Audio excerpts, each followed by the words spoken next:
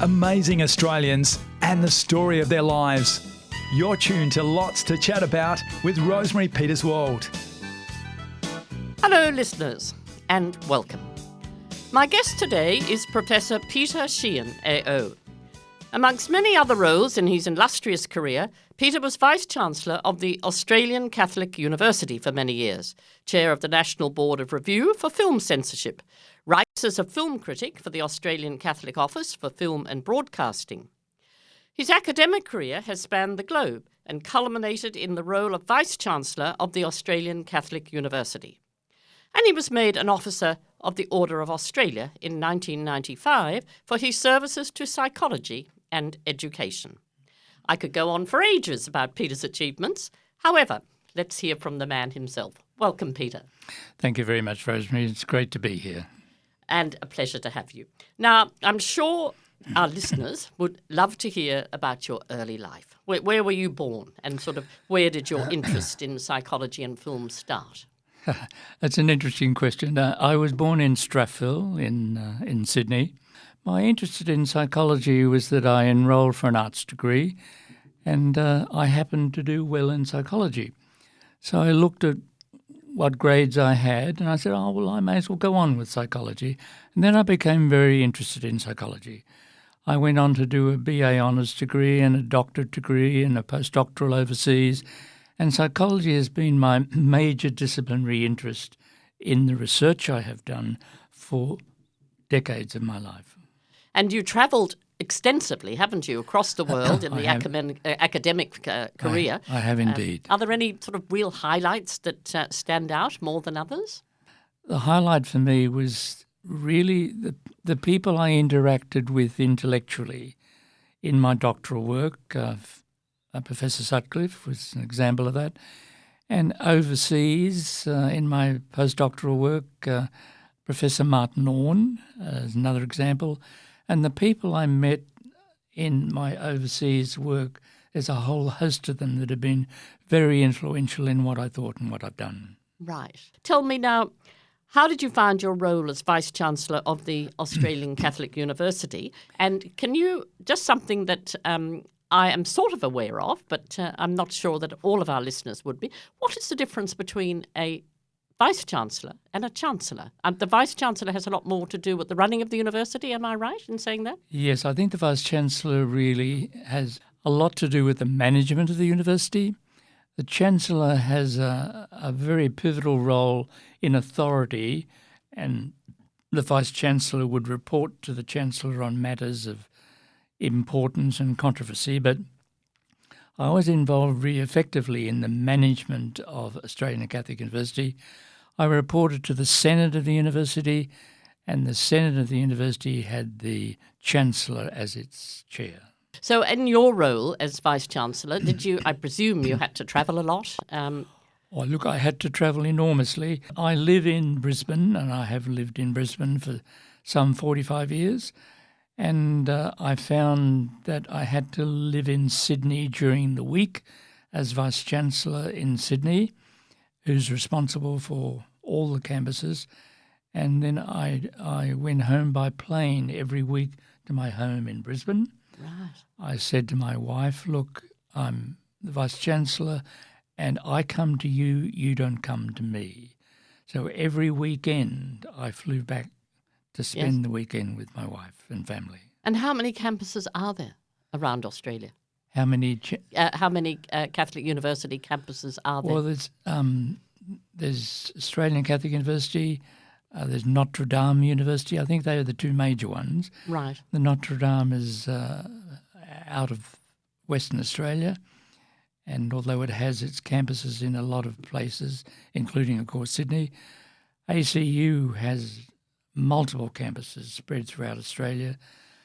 Doesn't have one in Western Sydney, but has a lot of campuses more on the east coast of Australia. Right. So, yes, it would have been a huge job. It was a huge job, an inspiring, enthusiastic climate it gave, and I enjoyed it immensely, but it was a huge job. You've greatly influenced the decisions on film censorship in Australia as chair of the National Board of the Review. Are there any sort of controversial films you censored that come to mind, and what really was your role in being a film, being on the board of film censorship? There are very many controversial movies. I think the most controversial movie for me was a movie called Full Metal Jacket. Right. It was a story about an army person who was pushed into suicide and suicided, and that was very visible in the scenes that were involved. I was responsible for the board that came to a judgment of that as not suitable for children at all. It was an adults-only movie. Right. There was a reaction to that. It came back to me that it was not adults only, it was suitable for children. Right. And one of the people that supported it was involved in the making of the film. And they took me to court. Oh, right. They took me to court for denying them natural justice in coming to my judgment.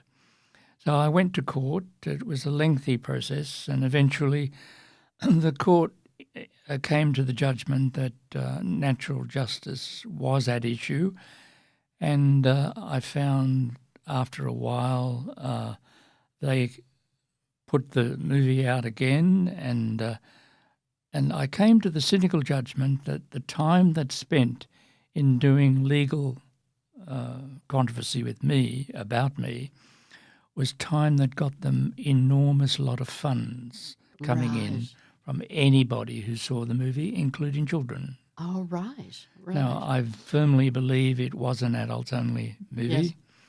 And it is now rated suitable for adolescents, what's called MA 15+, and I believe that's wrong, and I accept the judgment. It turned out that the judgment I took was the fact that in Britain the movie was denied access. At all? Except to adults only. Oh, right, yep. They came back and they said, well, that's not true. In Britain it was denied, wasn't denied access. And then in the middle of it all, it found the British information was wrong. Judgment of the legal fraternity was, well, okay, it matters not that it was wrong, it's now a matter of the law. Right, right. And technically I deny natural justice.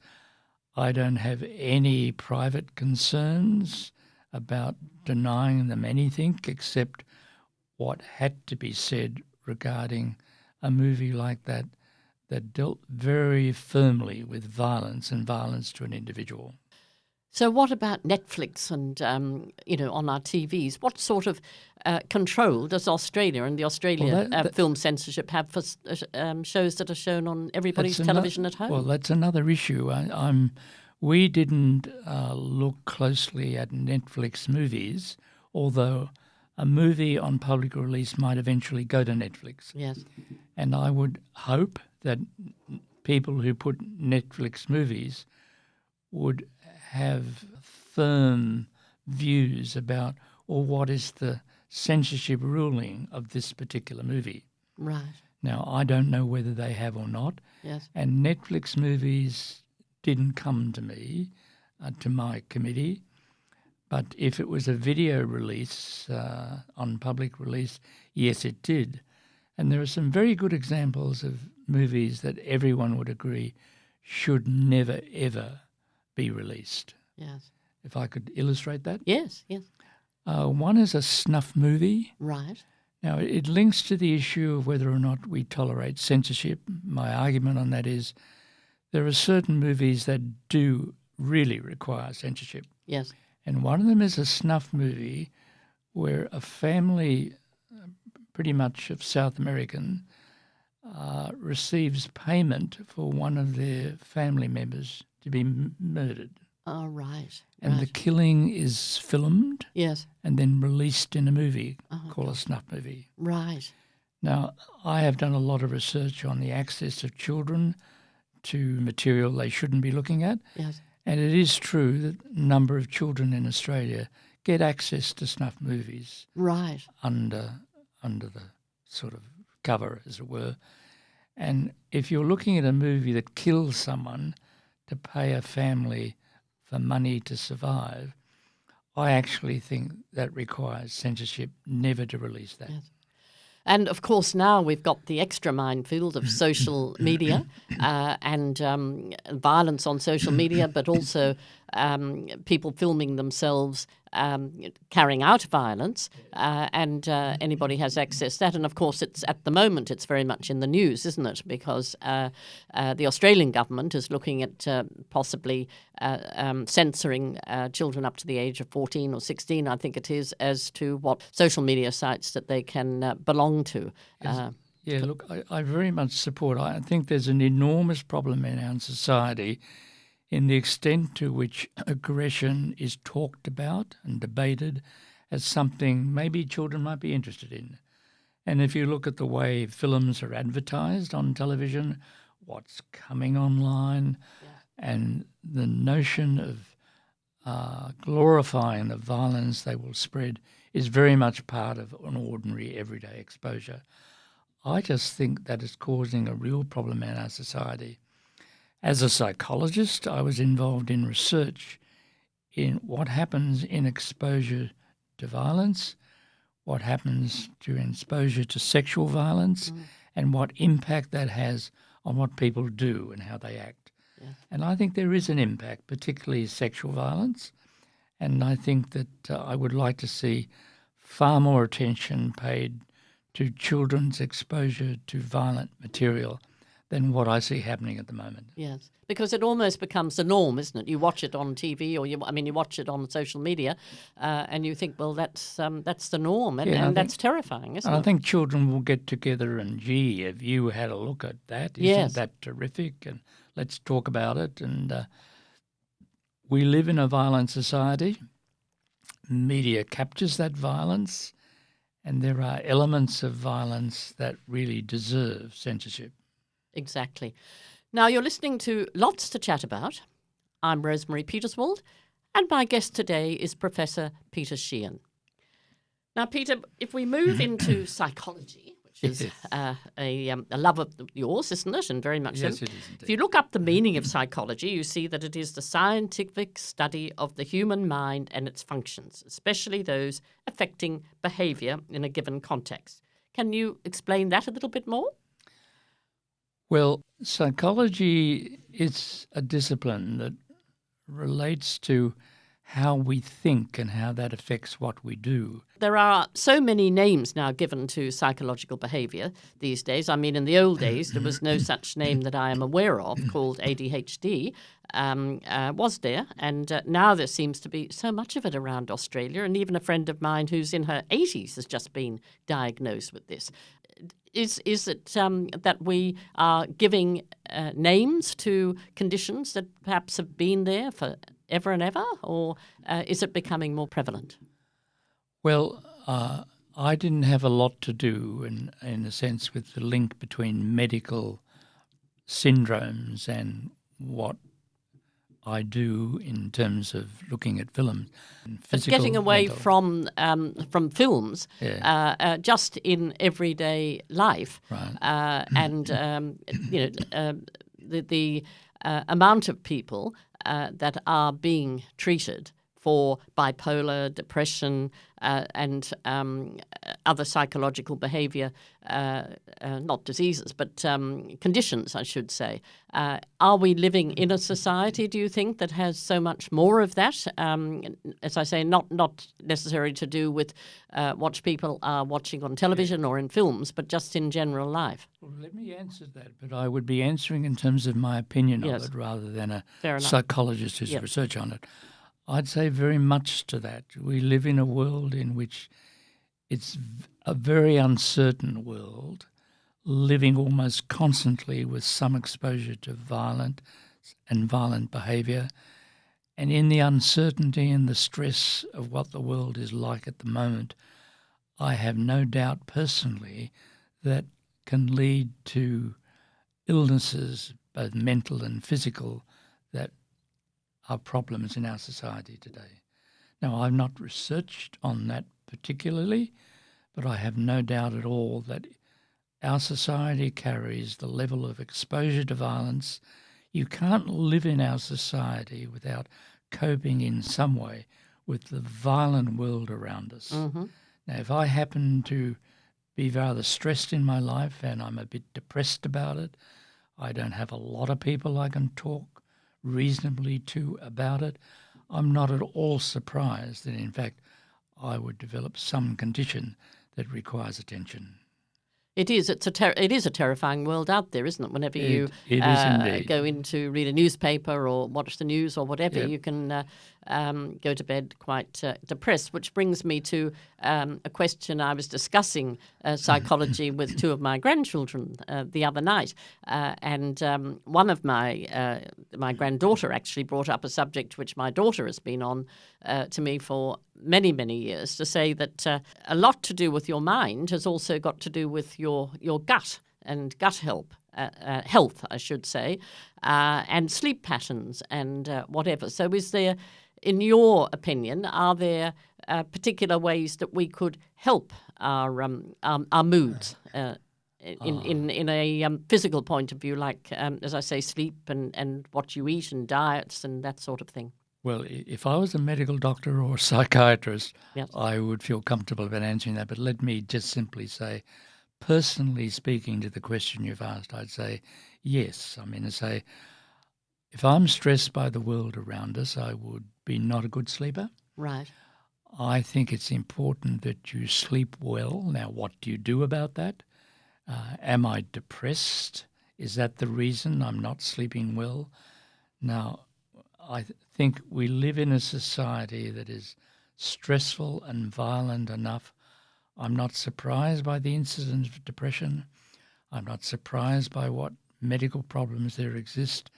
And I have a feeling we don't do enough about the impact of the stress that exists currently in our society today. And there are some stress, like post-traumatic stress, like Yes. our returned soldiers, that Yes. particularly from Afghanistan, where soldiers, particularly of the SAS, are sent time after time after time again. And they've got to cope with being in the war and living their life there, then coming back and trying to fit into society for 6 months or so, and then they're sent back again and back again. And there's little wonder, is there, that a lot of them suffer from post-traumatic stress. Absolutely, and I think post-traumatic stress is a problem that needs careful addressing. I'm intrigued by something I see in the data emerging.